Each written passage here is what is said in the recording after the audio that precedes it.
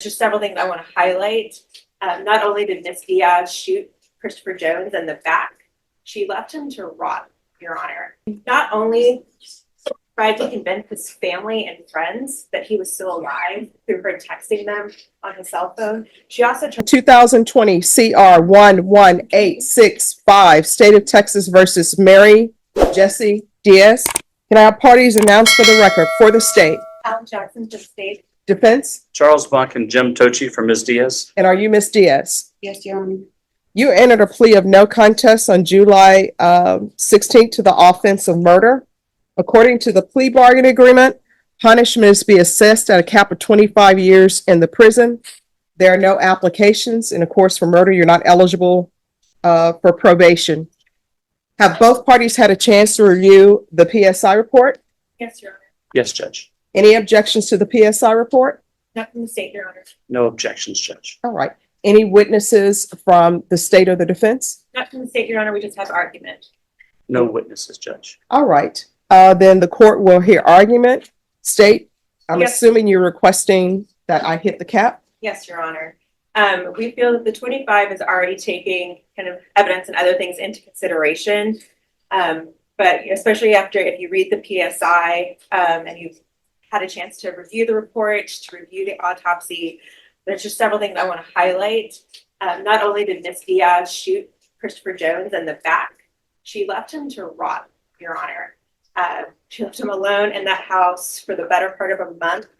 And there's evidence that she returned at least once, but likely more. She took his phone, his wallet, his watch, his dog, and his car. She used his car, she drove it around, she spent his money, she racked up his calls, she tried to collect rent from one of his friends, she tried to sell his equipment, and in that event, she got the murder weapon stolen. She not only tried to convince his family and friends that he was still alive through her texting them on his cell phone, she also tried to convince the police he was still alive. She impacted his entire family, his mother, his sister, and his aunt, and the children that he had only recently connected with. And so 25 to us is the only thing that even come close to getting any sort of justice, Your Honor. All right. Defense. Hi, Judge. Excuse me. On behalf of Ms. Diaz, we believe the PSI does discuss quite a few things that I would ask the court to consider. First, regarding the PSI, it talks about her children, and it says she has 4. She actually has 6, just so the court knows. Factually, there are some inaccuracies in the PSI. She has 6 children rather than 4. It does discuss also some things that happened to Ms. Diaz as she grew up and some of the difficult things she faced as a young person. Now, addressing what happened on this day, and the state talks about the fact that the 25 takes into account all the factors that led up to what happened on this day, and perhaps it takes into account some of it, but Ms. Diaz, in her description of what happened that day, you know, she comes clean and she tells the court exactly what happens that day, and she's correct and she's truthful with the court in the PSI. And one of the things I think the court, you know, the state wants you to believe that she just left in there and did nothing regarding the police, but in fact, she tells the court through the PSI that she thought the police had been notified through these people, because she goes immediately and tells somebody what happened. And she tells through the PSI, she says, I thought the police had been notified. And if you read the stipulations, you'll see that in fact the police were notified. The police were called and told, and they did nothing about it. So while Mary did not call the police, she told people what happened, and those people called the police and told the police, and then for whatever reason the police didn't believe anything about it. And so when I think it was Vanessa and her roommate or her wife, whoever it was, when they called the police, for whatever reason nothing happened. Now, the problem that Mary then ran into is, as time passed, you know, it just kind of, you know, it became more and more difficult, and it's kind of snowballed on Mary. And certainly she should have come forward, and she didn't. And she realizes, as she stands here today before the court, she realizes she certainly should have come clean. But as time passed, it became more and more difficult, and she made bad decision after bad decision after bad decision, which led her to make the one decision that, you know, that perhaps was her. This is why victim impact statements are so powerful. The courtroom shifts completely. Suddenly, this isn't about legal strategy or sentencing caps anymore. It's about the human cost. And honestly, hearing Christopher's daughter describe texting a father who was already gone, that's the kind of testimony that stays with everyone in the room. One good decision, that was to accept responsibility and come before this honorable court today and say, Judge, you know, I'm here. I accept responsibility. You can see in the, I don't think you've seen a PSI that is as accepting of responsibility as this one is. She tells you exactly what happened. She tells you why it happened. She tells you what was going on between the two of them and everything. And the good thing, if there is any good thing from Mary's version, is it's completely supported by the stipulated evidence. All the trouble that she says they were going through together is supported by the stipulated evidence. The fact that she tried to do something right after it happened and the first aid she tried to administer is supported by the stipulated evidence. So as she stands before you, she is accepting responsibility. She understands the court has to make this decision. She wants the court to know that she understands she's hurt many people. She's made a community feel unsafe. She's caused so much emotional stress to all the people that know about the case. She's done things. She's hurt his family. She's hurt her family. She's hurt everyone touched by this. But she can't change that. You know, she's by accepting responsibility, she's hoping people will see that she's doing everything she can to make it right, even though it's years too late. And then when we talk about years, in this case, we're talking about a cap of 25 years.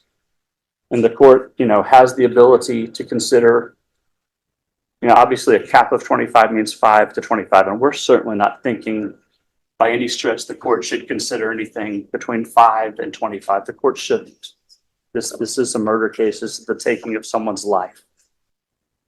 But we're asking the court to perhaps consider something between 20 and 25 years. And I would ask that the court read the stipulated evidence. I would compare it to her statement of the facts. I would also ask the court to consider the fact that she spent 1 year in jail and then 3 years on full house arrest. She didn't ask to go work. She didn't ask. Counsel, what does she mean if you turn to page 11? Yes, I was going to get to that part. All right, if you can You're tell talking me about what the she fair was. part? Yes. Yeah. So when she was asked about that, I asked her about that. I said, Mary, this sounds terrible. And she says, Charles, what I was trying to say was, when this happened, he had been, our situation, his and hers, was a volatile, abusive situation, and I had to make a decision on what to do, how to react. And I reacted in a way that turns out I had to make a decision that at the end wasn't fair to me. And in other words, she doesn't mean that this isn't fair. She means the result, she made a decision that in the end, the result wasn't fair to her, and that she was placed in a situation where she had to make a decision that it wasn't fair to make her make that decision. In other words, he placed her in the untenable situation where you've got to decide to make this decision. And it's not fair to put a person in a situation where you've got to choose either I'm going to do something terrible to you, or you have to do something terrible to me to keep that from happening to you. And that's not a fair decision to put another person in.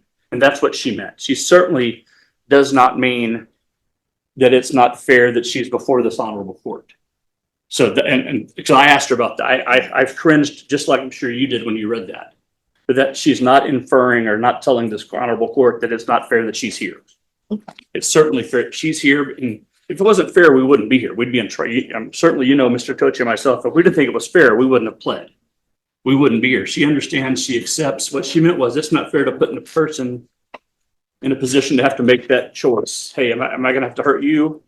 are you gonna hurt me? And that's not fair to make a human make that decision. That's what she was trying to say on that day, not to you, but to Chris. And so that it was just an unfair position to put another person in. Thank you. So anyway, back to what I was saying is just when you make the decision, we're asking you to consider perhaps, even if it's 22 or 23 years, considering how she came clean in the PSI, and it's shown that in the stipulated evidence. She spent 1 year in the county jail. She spent 3 years on full house arrest. We believe that those factors all combined would justify a sentence of 22 to 23 years, and we ask the court to do that. Thank you. All right, state. Just briefly, Your Honor, as you always say, I feel the truth is always somewhere in between. We obviously don't have Mr. Jones' side of the story, and we now have Ms. Diaz's 4 years later. I believe it would probably be somewhere in between, Your Honor. And at the end of the day, it doesn't take away all that she tried to do to hide the truth. She had multiple occasions to tell the detectives the truth. She spent hours being interviewed and she still denied the truth. She also had contact with the police at least once, I think maybe twice, between when he was killed and when the body was discovered. And at no time did she say anything. She knew he hadn't been discovered and the police hadn't gone because she went to that house, which she talks about, the fact that she went back to the house and his body was still there and she took the dog.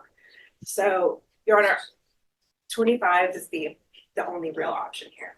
Okay, and I remember, the steps, and I always reread steps, and part of the stipulations, it says that there were text messages sent that appear to be text messages to make it seem as though the complainant was still alive. Yes, Your Honor. Did I read that correctly? Yes, Your Honor.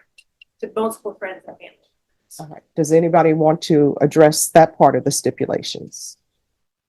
No, like I said, at some point it snowballed and she got caught up in that.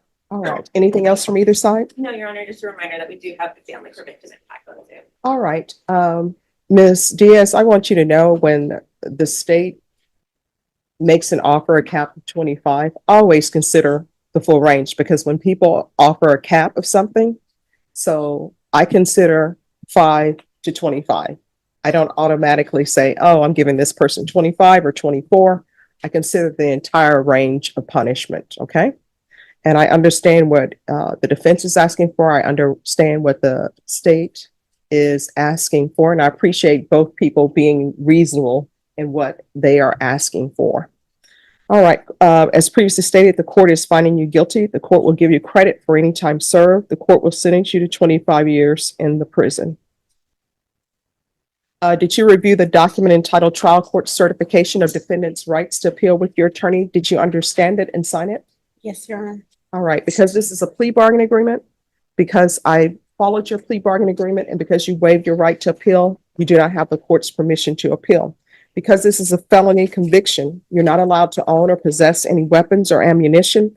If you have a question over what a weapon or ammunition is, you'll need to speak to an attorney. And counsel, I see that there were other mentions of maybe potential toxic relationship, abuse, that type of things. I'll request for you the mental health unit or the therapeutic unit, but you'll have to request it as well, because I don't have any jurisdiction to force them to put you in specific programs, but that may be of help to you. Okay.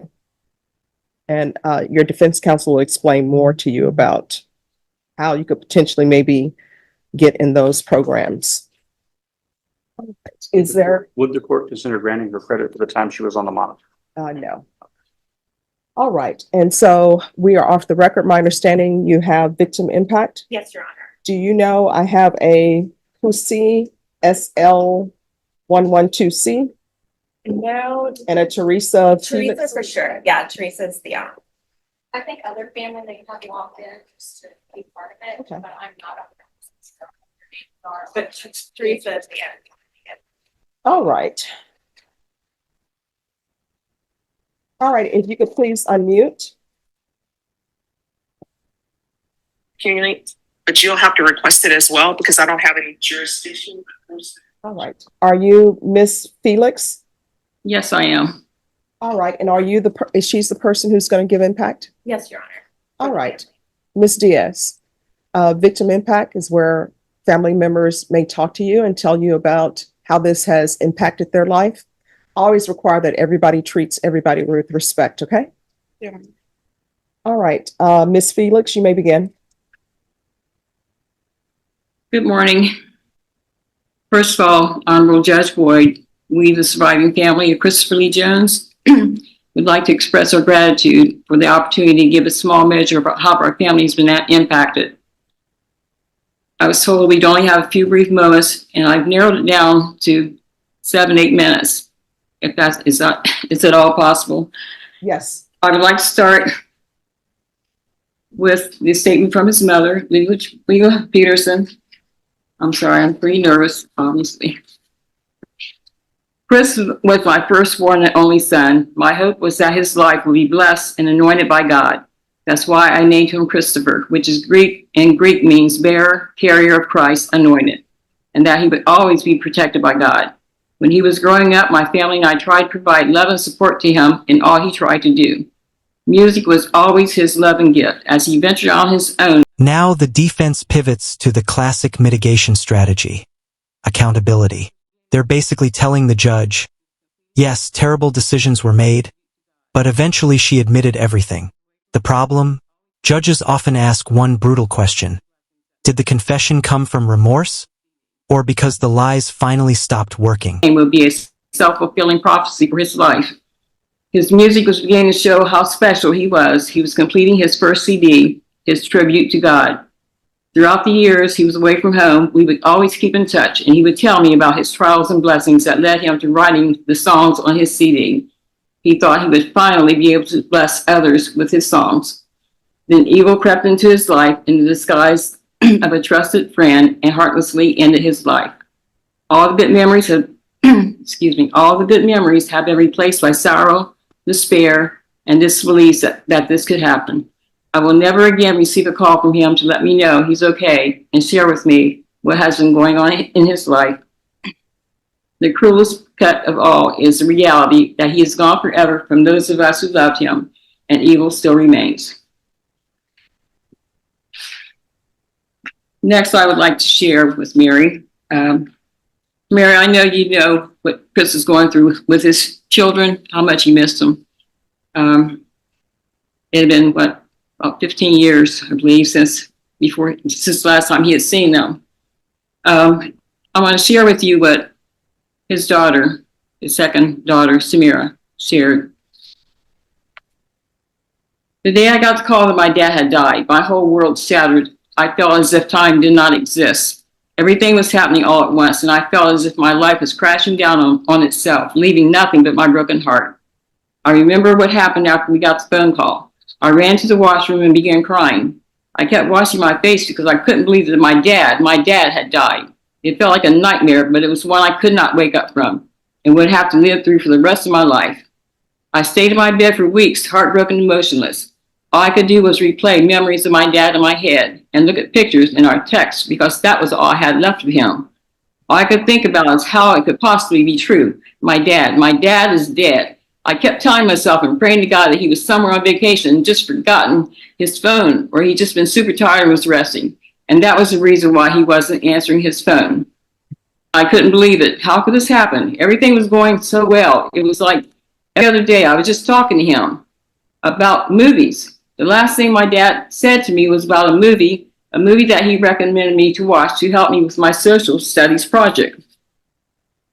Even before we got in the news that my dad had died, I was already in grief. I just knew that he was gone, but a small part of me wanted to hold on to the illusions that I had made in my head. I remember I was in math class and constantly kept checking my phone to see if he had answered the message I had texted him, but still there was no answer. That was when I had my first anxiety panic attack. I got up and left class and went to the library, where I began to cry. A friend of mine came in to me and asked me why I was crying, and I told her something is wrong with my dad. I couldn't muster up the courage to say I know that he's gone. She told me he's okay and that he's probably sleeping, but I knew my dad. He texted me right back no matter what. It could be early in the morning, and he still replied to my text immediately, as if he wasn't sleeping and was waiting for me to text him back. It was almost as if I was waiting for a ticking time bomb to go off, and there was nothing I could do about it. Our family started to post on his Facebook page to ask where he was and for him to give us a call, but there was no answer. We had then asked my aunt to call the police to do a wellness check, and then we had to wait. I remember coming home after school, and my sister and I knew something was wrong. There was an eerie feeling. Once we got into the house, my maternal grandmother was on the phone with my mom. And though she wasn't on speaker, we could hear her crying through the phone. I've never seen my mom cry like that before, and it pierced through my heart. My grandma put my mom on speaker, and that's when we got the news. It felt as if my heart had cracked and my stomach had dropped. All I could do was go and run into the washroom to cry. The days after my dad had passed away were extremely painful. I would go through our texts and look through his photos on my phone, crying and wishing we had time, wishing that I could just say goodbye and tell him everything I wanted him to know. Like how much I miss him every day, how much I want to hug him, how much I want to see him again, how much I love him, how I am proud of him after all his adversities, that he's gone through, and how he inspires me to do better and not give up.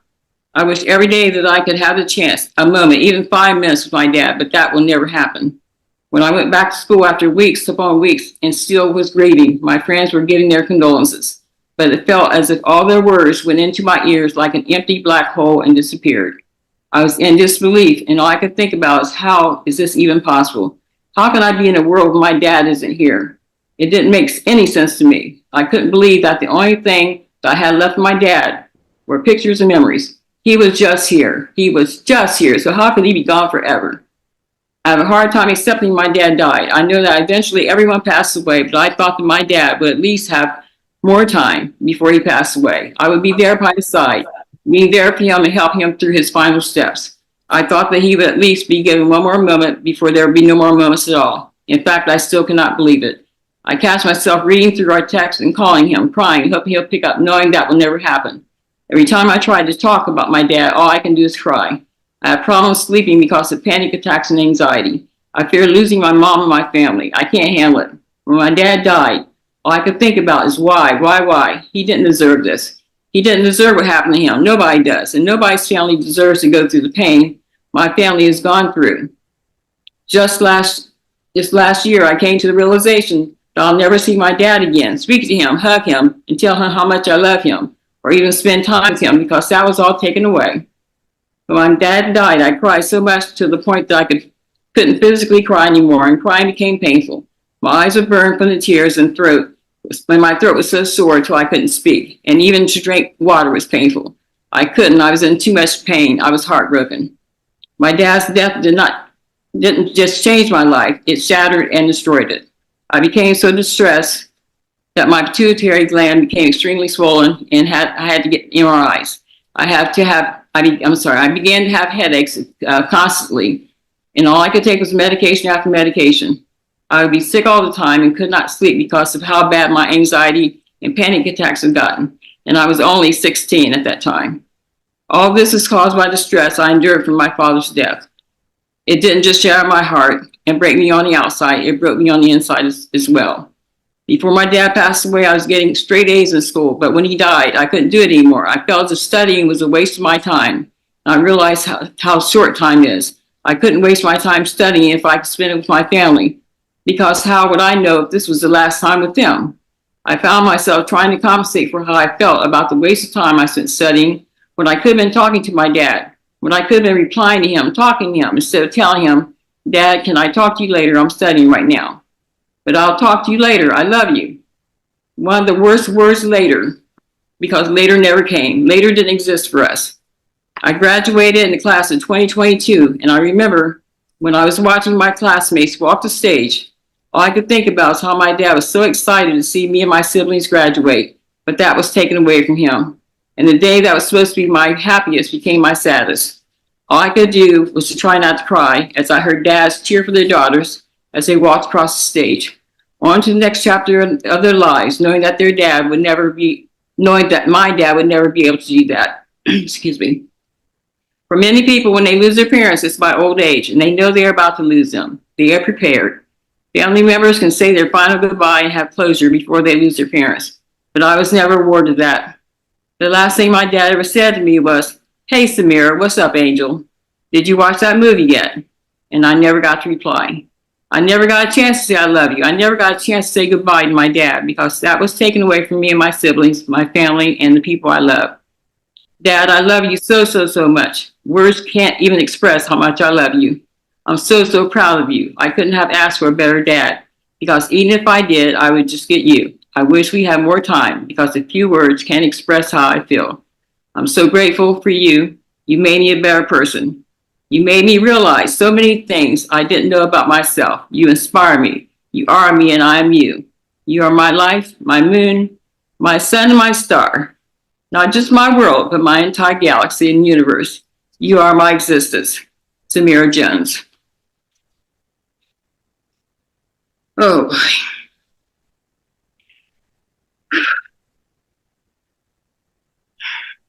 Okay, Teresa? this is hard. You know, we lost a big piece of our family. Everyone has things in their life that they wish they could change, and things that sometimes happen that they wish didn't happen. But to cover up and do the things that you did, Mary, I mean, you text me from Chris's phone telling me how Chris decided he was going to leave our whole family behind. He was moving to Texas and all this, and just rambling on and on about as if, and then when I tried to call his phone, I'm saying, "Chris, why is Mary text me from your phone?" Of course, I didn't know what happened. That was so cruel, and just leave him there. Do you realize that when we got his body back here, that was during the pandemic? If he had been discovered a day or two later, we wouldn't have been able to even get him back here because everything shut down almost the day or two after we finally got his body back here.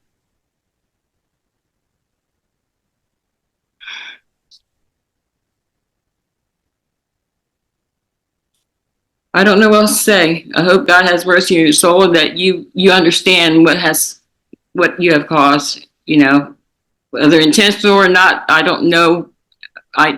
This is cruel. That's all I can say. Thank you, Judge Boyd, for letting me take the time to express our feelings. All right, thank you. I'm sorry for your loss. Thank you so I'm sorry? much. No, I'm not. Oh, that's right. Yeah. Sorry. Thank you. I'm sorry for your loss. God has mercy on your soul, that you understand what you have caused, you know, whether intentional or not, I don't know. This is cruel. That's all I can say. Thank you, Judge Boyd, for letting me take the time to express our feelings. All right, thank you. I'm sorry for your loss. Thank you so I'm sorry? much. No, I'm not. Oh, that's right. Yeah. Sorry. Thank you. I'm sorry for your loss.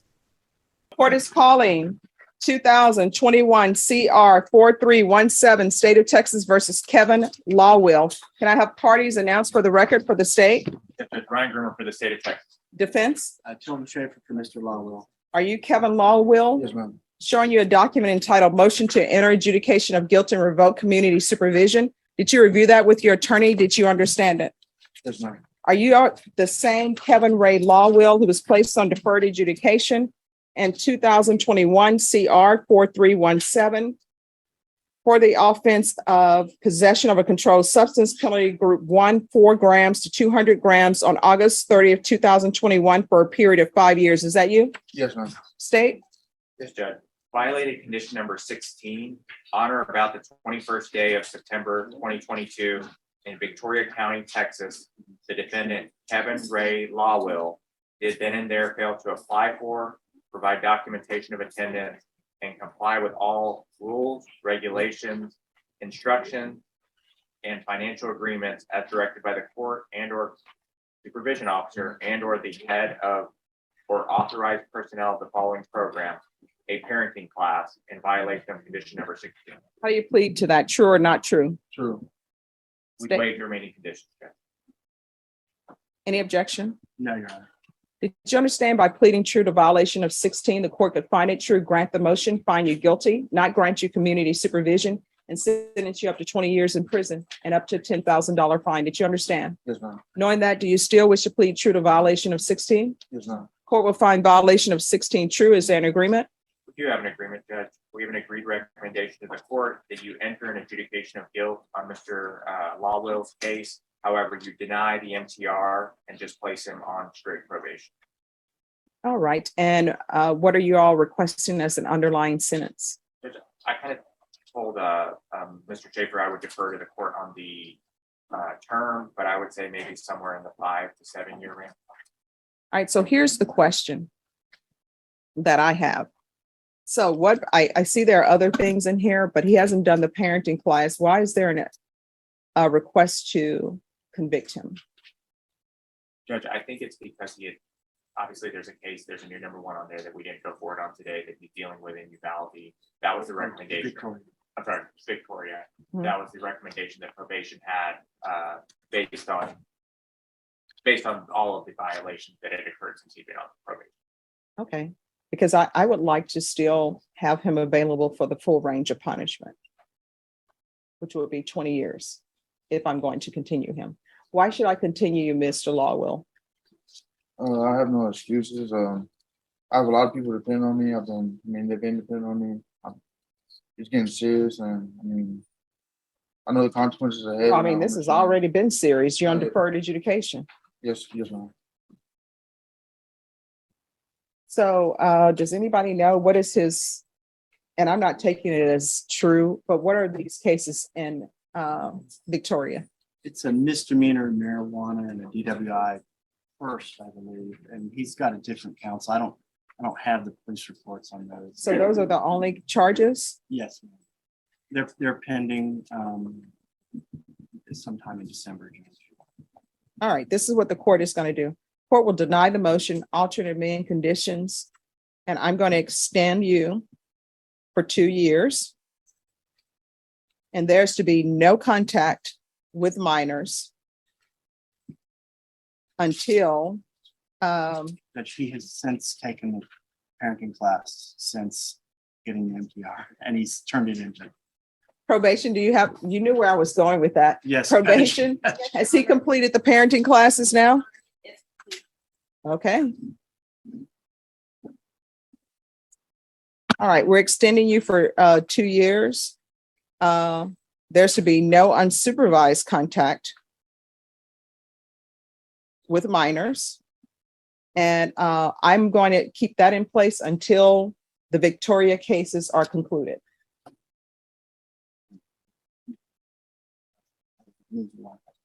Or my parents, another. Okay. Yes. Yes, sir. And all other conditions are to remain. So what that means with no unsupervised contact, that means that if your wife decides to go to the grocery store, and sometimes people are like, it's too complicated to put children in child seats, you need to let her know. Okay. You can't do that. All right, is there anything else from either side? No, Your Honor. All right, don't come back here again. You understand? Unless you're coming back here because you've completed everything. Yes, ma'am. And recall the warrant.